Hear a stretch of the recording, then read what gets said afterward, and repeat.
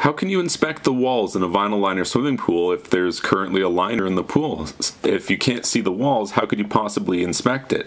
Well, most vinyl liner swimming pools have galvanized steel walls. There are some polymer pools out there, or plastic wall pools, but those are much less common. It's most likely that the pool that you're looking at has galvanized steel walls.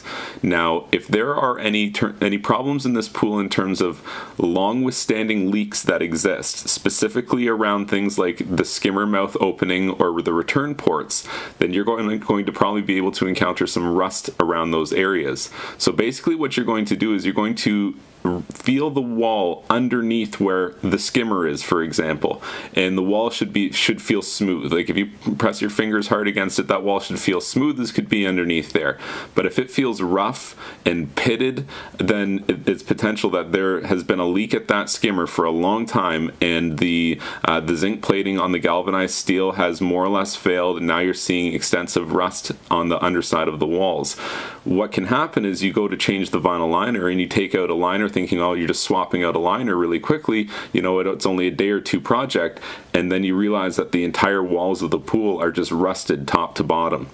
This is something that we're seeing more and more of in the industry now. I mean, we've always had leaking pools, but what we have more of now is salt. Salt water, salt is conductive in water. It allows electricity to conduct through water, and through an electromechanical process called galvanic corrosion, you can see advanced rates of metallic failure in swimming pools, especially saltwater ones, especially ones that have had leaks for a long period of time.